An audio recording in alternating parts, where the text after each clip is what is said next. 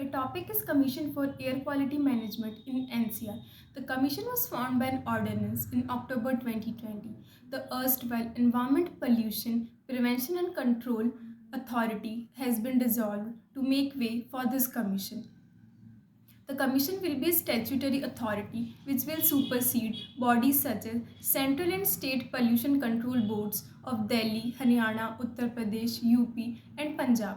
In 2021, the Parliament approved the CAQM in National Capital Region and Adjoining Areas Bill. It basically aims at identifying and resolving the problems related to the air quality in NCR region. Only the National Green Tribunal will have power related to the cases of CAQM, not the civil courts. It will also monitor the steps taken by the stakeholders states to prevent the stubble burning or parali.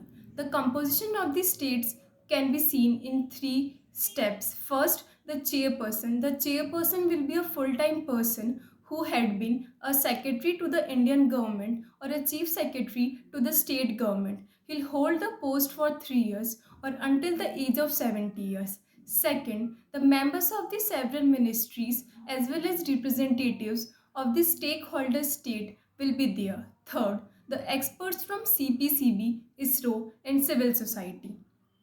Recently, in June 2022, the Commission has decided